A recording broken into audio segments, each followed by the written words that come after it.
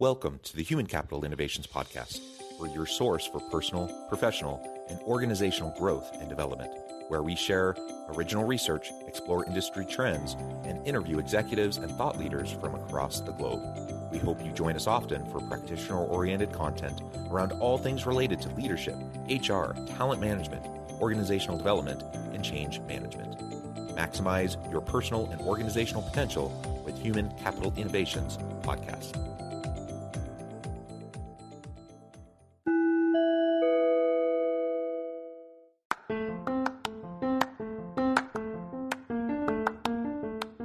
Do you enjoy the Human Capital Innovations Podcast? Enjoy ad-free listening by going to the Patreon page, and please consider contributing even at the producer or sponsorship level. And please leave a review. Thank you for your support.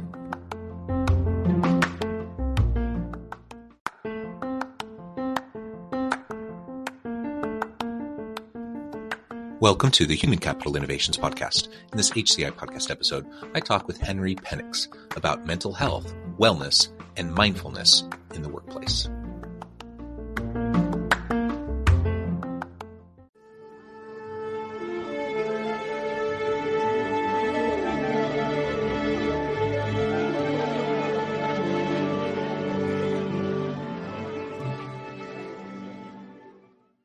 Henry Penix, welcome to the Human Capital Innovations Podcast. Thank you. Great to be here. It is a pleasure to be with you. You're joining us from Oklahoma. I'm south of Salt Lake City in Utah. And today we're going to be talking about mental health, wellness, and mindfulness, generally speaking, but also within the workplace. And I'm really excited to have this conversation with you and to be able to explore these important topics together. As we get started, I wanted to share Henry's bio with everybody. Henry Penix is a global entrepreneur, speaker, investor, and advisor. He is the CEO and co-founder of Soak Technologies, offering online services in the mindfulness, mental health, and wellness space. From humble beginnings to successful creations and exits in real estate, the service industry, and technology, he is grateful for each step in the process. He has been afforded the opportunity to develop partnerships and friendships with some of the nation's foremost business and political leaders. He has never forgotten his humble roots and enjoys speaking to live young entrepreneurs when possible. He is the current recipient of the National Blue Chip Enterprise Initiative Award, the SBA's Entrepreneur of the Year Award, commendations from the governor of his home state, commendations from the Senate and House of Representatives, an honorary doctorate degree in leadership, and has held membership in the United Nations in US and Europe. It is truly a pleasure to have you. Anything else you would like to share with me or my audience by way of your background or personal context before we dive on into the conversation?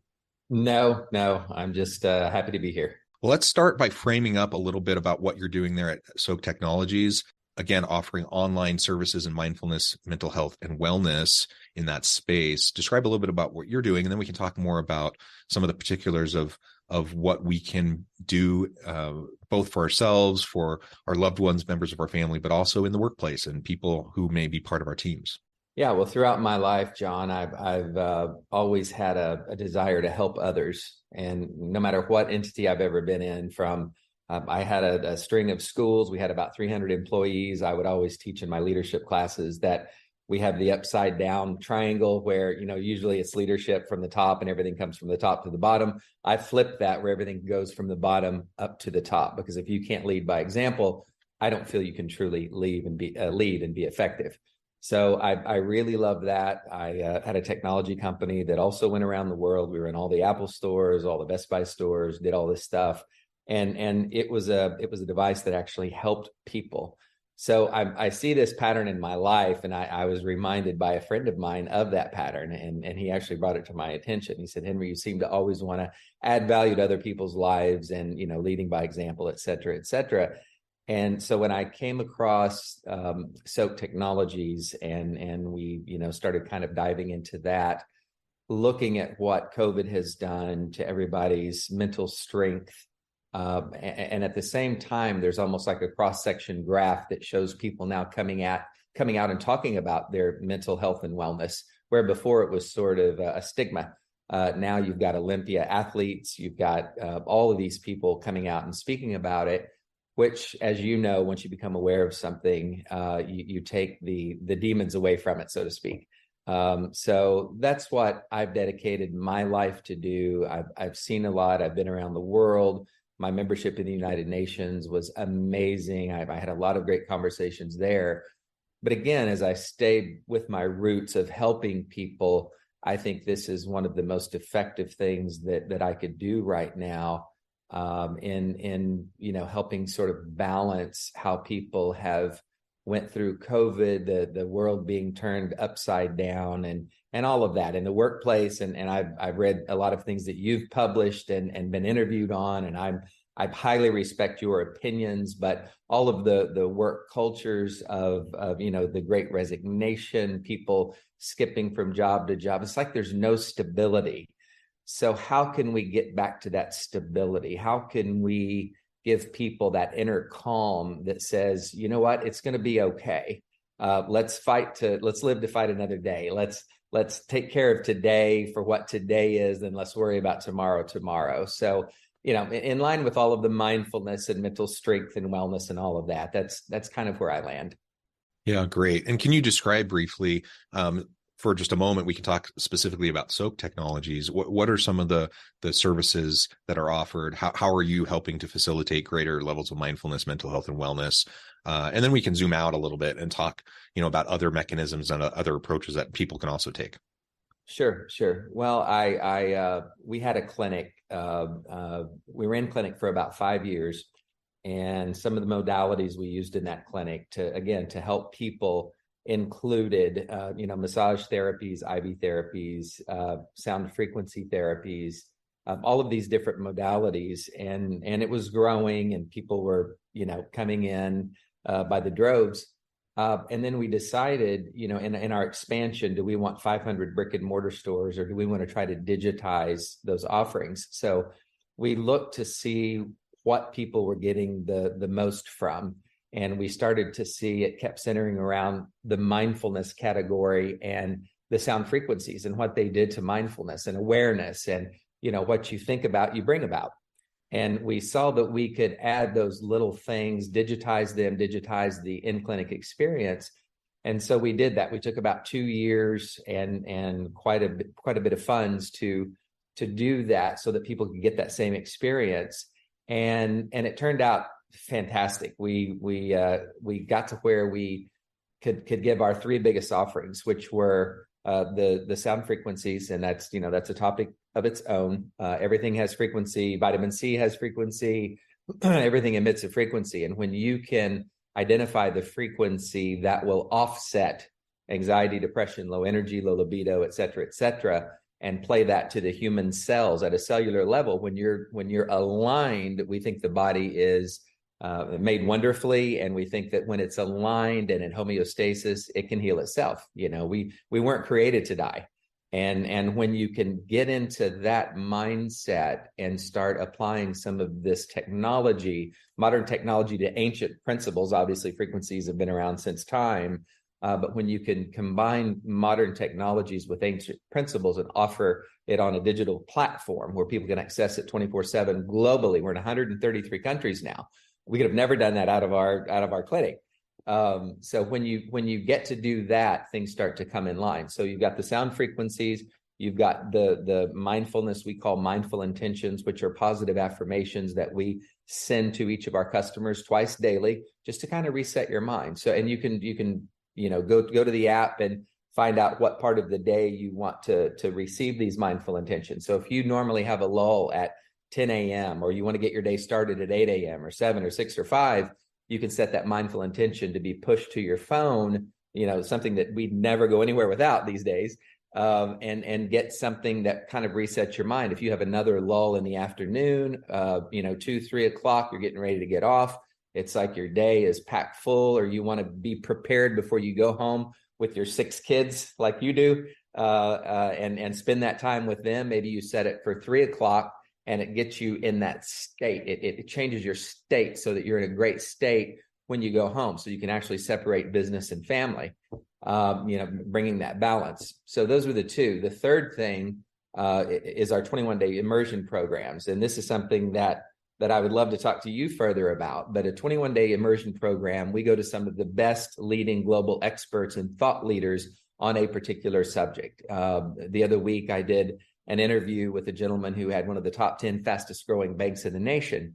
I said, how did you do it? Where did you start? How did you do it? How do you value, what are your values? What are your goals? How do you value life? How do you run your employees? I take the topic that they're best at, John, and I ask them 21 questions about it. So over those 21 days, they give us a 3 to 4 minute recital of why that day we focused on that particular topic with reference to why they're a global expert or a global thought leader.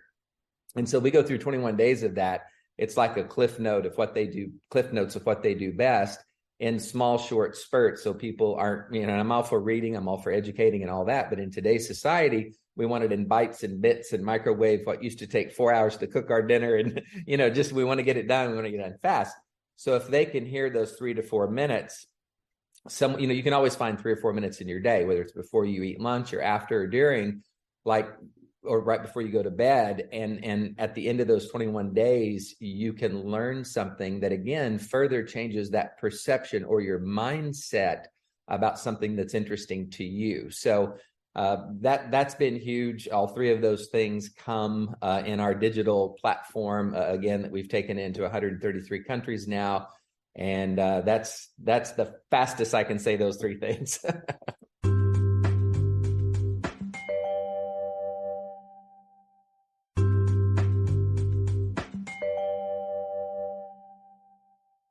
As you talked about the deep dive for particular areas of interest for your customers, I think that's something that's really interesting, and even providing, I don't know if this is part of what you do, but providing additional resources if they want to go deeper, dig deeper into a particular piece for the day. But also the positive affirmations, that is just so important that people can get into the habit of positive self-talk. And I know that may sound kind of touchy-feely, warm fuzzy, woo-woo, whatever. Right. I get that, but it really, the psychology of this is really important. And the fact is, our self-talk matters. And many of us find ourselves, downward spiraling, especially when things aren't going well, that instead of giving ourselves positive affirmations, we start to interpret not only, our self-talk, but we start to interpret all of the things we hear from other people around us in negative ways. And it's really hard to disrupt that. So taking time to pause and reflect and to recenter and to reconsider things from a more positive framing is really, really important. Frankly, it's an important part of cognitive therapy if people are involved with that. But doing it in this kind of a fashion, where you're just getting pinged, at various times, like you said, even if your kind of least productive times are the times where you tend to find yourself in a lull, I think that's really powerful. And everything you just shared, these are the types of things that we can be attentive to and model for our people in our organizations. Or as a dad, I can model it for my children, for my family, or any other context you might find yourself in. So not only is it important for me to be able to, foster greater levels of mental health, mindfulness, wellness, so I'm, in a better space, but it models for my team, and it allows me to be more supportive of them so they can do the same thing. And you start to have these ripple effects that ultimately far extend your reach and your impact of these types of practices. One of the things that I know I've heard many people talk about how frustrated they can get, not only as they are working on this for themselves and trying to practice self-care. Not only is that hard just because people are busy and you're running around. So even if you get committed to do this for yourself, then I hear lots of people talk about, they just feel like selfish, especially, if you're a leader of a team and you feel like, well, I'm just taking this time on myself, and therefore, I'm not investing in my team. Or as a dad, I might think, if I'm taking some personal time to recenter myself, that maybe I'm not being there or as present with my children. And I get that. And I suppose you could take this to an extreme, to the point where you're an absentee boss or an absentee parent. But honestly, if you want to be a more present boss, a more present parent, I think practicing these types of mindfulness and wellness and mental health approaches are going to be essential, because it will allow you, in relatively short chunks of time to go through this recentering process that then allows you to actually be more present and aware and be there for your people, to be more supportive. You're not drawing from an empty well, or the airline example about the oxygen mask. You got to put yours on first before helping other people. Whatever kind of example you want to use, ultimately we have to be able to do that, and then we're actually in a position to help people more than we could have otherwise. Yeah, well, first I want to back up just a couple of minutes and say, if you want to look further into the 21-day programs or the mindful intentions, we actually call them deep dives. And when you said, if you want to take a deeper dive, I'm going to save that segment of this program. And you hit it right on the head. And you're right. If you can't be strong first and you don't take some of that time for your own self-care, first of all, if you have the proclivity of thinking of others first and you don't even want to take that time, I don't think you're going to be the type of person that takes too much time.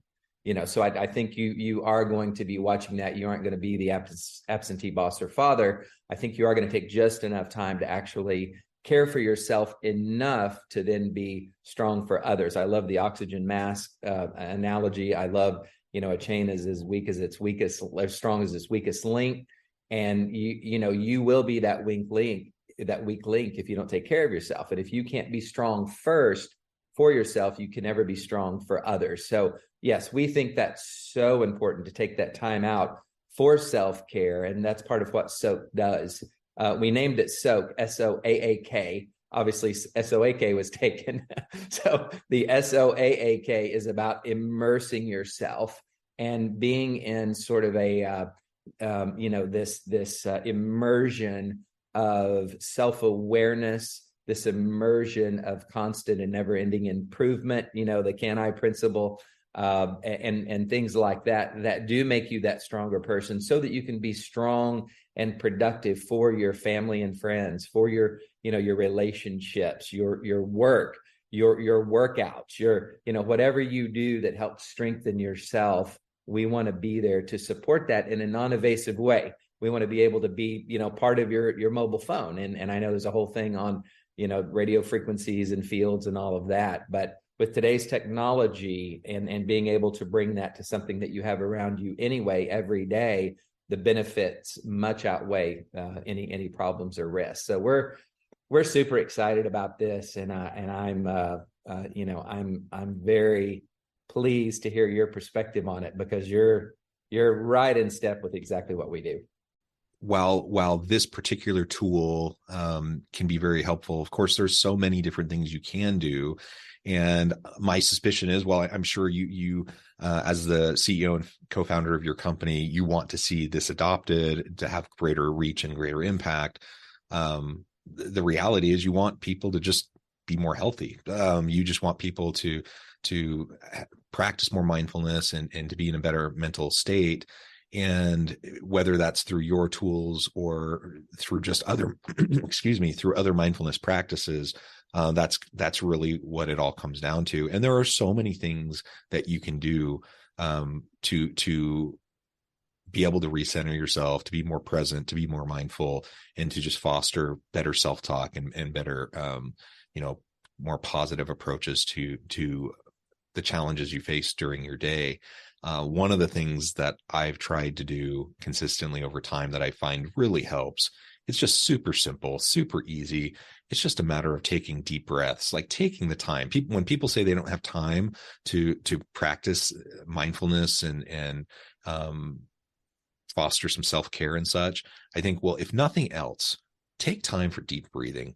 It literally can be 30 seconds, between meetings. Take some time to pause, take 10 slow, deep breaths. And it's amazing just physiologically what that does to you, and how it can make such a huge difference, such a small amount of time. And if you have more time, great, 5-10 minutes, take periodically throughout the day, take those moments, take that time. It doesn't need to be a ton of time.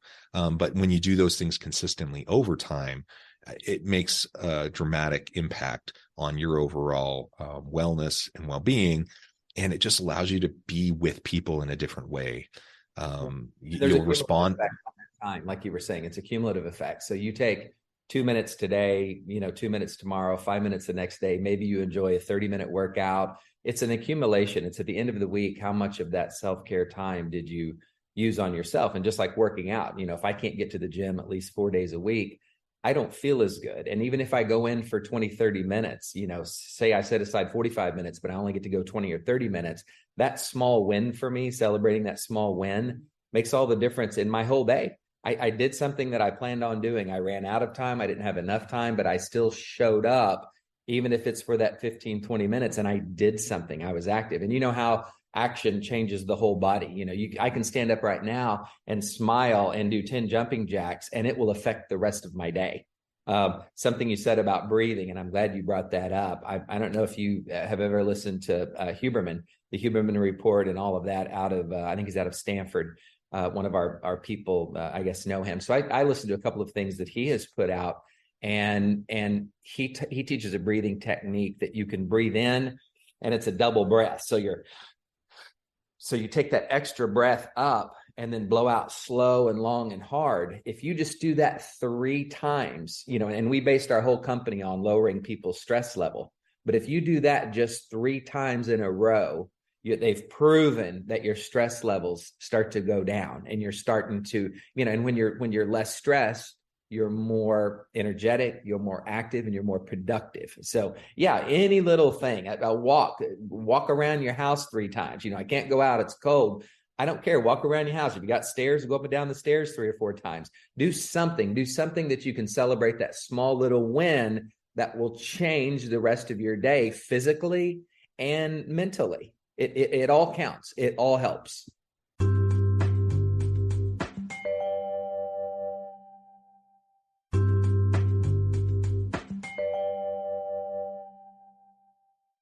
Yeah, it does all help. It can seem fairly trivial and just insignificant, and I get it. And if it seems insignificant, you think why even bother? But cumulatively, it really makes a huge difference. These small little things, and think about it in terms of small little wins that you can have throughout your day, especially when you're dealing with high anxiety situations, high stress situations. Take the time to do some of that deep breathing. Take some time to pause, take some time to self-reflect. You'll find that you'll be more productive. So the 5-10 minutes you take is going to pay off in spades in terms of your overall focus and productivity and ability to be present with people as you're focusing on relationships and such, all of which is going to just help you be more effective in what you do as a leader. Your technical expertise, innovation, creativity, all of that is going to be vastly improved as you make that a focus. And so for anyone listening, if you're thinking, I know I should work out more. I know I should, meditate. I know I should do this, that, and the other. It can start to feel overwhelming because you just add it to like the long list of all the other things you're supposed to be doing. And then you feel guilty about it. You might feel shame about it. That's not going to help. So we're not trying to like shame you into mindfulness practices. But the point is like, start small, start simple. And just, if you need to set an alarm on your phone, for once an hour to take a 2-minute reflective break, a deep breathing break, go on a quick walk, whatever, like there, anything like that. Start small, start simple. It can make a real big difference. 100%. No, I'm with you on that, and it will change your life. And when you get stronger, you'll see the people's lives around you get stronger too. There'll be a certain coherence in your family, in your workplace. It only takes one, and you've probably read these studies, but we emit an energy field around us. It's actually measurable now. That's why when somebody walks into a room, and if they've got a certain energy level about them, like the whole room either kind of goes down 2 or 3 notches, what's up with John, what's up with Fred, or it goes up notches. And that is all based on your perception of what's going on in the moment, who you are. And you can walk into a room and change that room. There's a certain coherence that happens that we don't even see, but now science is measuring that. So if you walk in home, and your wife's probably said, hey, what's up with you today? Like you know what I mean? Like I know something's wrong. I can feel it. I can see it. And by contrast, you walk into the room and you're just jamming. You're on cloud 9. I'm so excited. You run in, grab her, give her a kiss, do whatever. And it's like, it's a totally different thing. You're in control of both of those scenarios, whether you're having a great day or a bad day. when you walk in that door to your office or to your home, you can make a difference in both of those places based on what you do, John, 10 seconds before you walk in there. And you've got the power to do that. It's so easy to say and so hard to do. But if you have an awareness of it, you've set your timer, you've done some little thing to amp up your energy field and how you are perceiving the moment and living in that moment, then when you're strong, you affect everybody around you. You can change the whole environment, the whole feeling of your office by doing that. You can change the whole feeling of your family by doing that. You can change the feeling of yourself by doing that. And something that, just for being aware of it, that's not a big ask. Just be aware of it. Be aware of how you walk into a room. Be aware of how you talk to the people you love. Be aware of how you talk to your coworkers. If something's bothering you, snap yourself out of it. Tell yourself something. Give yourself a positive affirmation. Repeat it. And I used to hear people say, if you say something out loud, it's so good. Write it down, say it out loud. I'm thinking, no big deal. I don't have to do that. Well, in many cases, it helps because when you say something and you hear yourself say that thing, there are no barriers to entry. There's nothing like if I tell you, man, I really love those glasses, you immediately say, well, thanks, Henry, but why are you telling me that? What do you need? There's always some sort of a barrier. But if you look in the mirror and say, John, those are awesome glasses, it's like you believe it because you said it. So if you walk into right before you go home and you walk in, you're looking at yourself in the mirror, you're just in your car and you say, John, you're going to be the most awesome father when you walk in that room.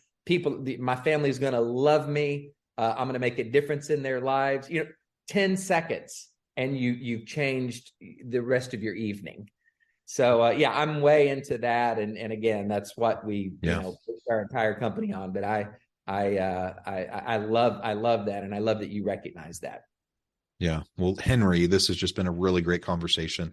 I know at the time I need to let you go here in just a minute, but before we wrap things up for today, I wanted to give you a chance to share with the audience how they can connect with you, find out more about your work, your team, and then give us a final word on the topic for today.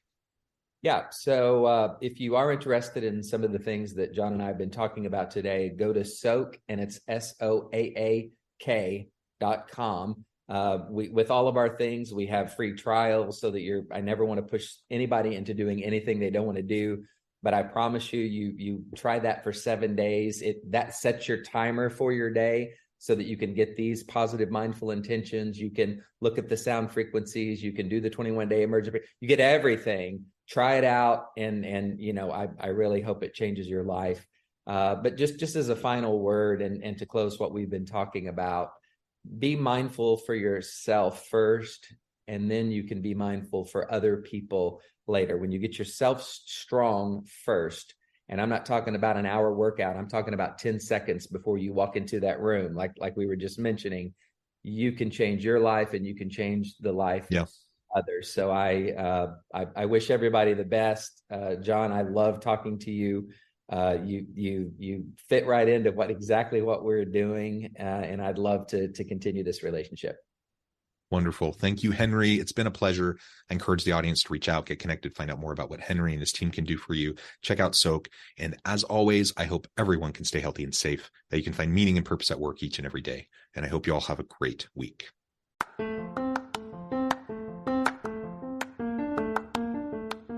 you enjoy the Human Capital Innovations podcast?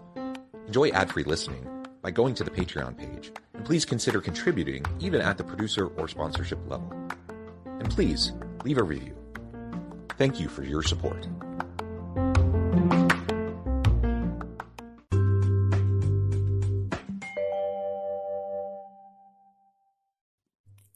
Thanks again for joining us for this episode of the Human Capital Innovations podcast.